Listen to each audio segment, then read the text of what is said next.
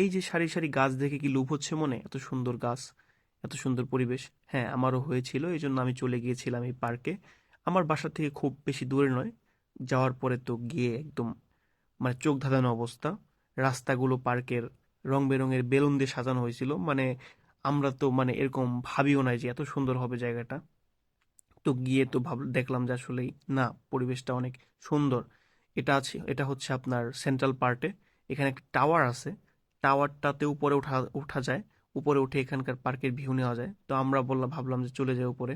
তো চলে যাওয়ার পরে এখানে একটু দাঁড়ালাম, দাঁড়িয়ে উপভোগ করতেছিলাম। যদিও প্রচুর ঠান্ডা ছিল, প্রচুর ঠান্ডা বাতাস ছিল, দাঁড়ানোর মতো কোনো পরিবেশ ছিল না, বাট এখানকার সৌন্দর্য ওখান থেকে নামতে দিচ্ছিল না আমাদের।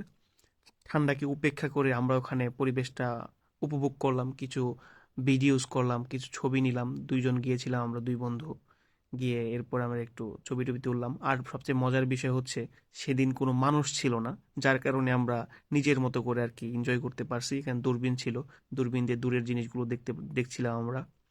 তো সব মিলিয়ে আসলে এই পার্কটা আসলে অনেক সুন্দর ছিল। এখানে সুন্দর ব্যবস্থা আছে, যারা স্টুডেন্ট আছে আমরা তাদের জন্য ফ্রিতে ঢোকার ব্যবস্থা।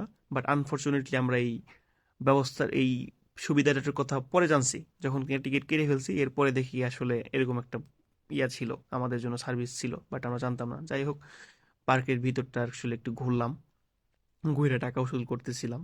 খুব সুন্দর লাগতেছিল, মনটাও ফ্রেশ হয়ে গেছিল।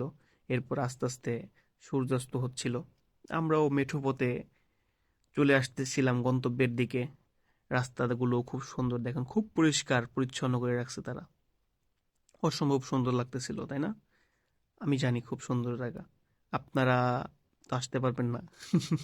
কোন ব্যাপার না, আমি ঘুরে ঘুরে আপনাদের দেখাবো এরকম সুন্দর সুন্দর জায়গা গিয়ে। আর সূর্যাস্তটা দেখুন, খুব সুন্দর লাগতেছিল।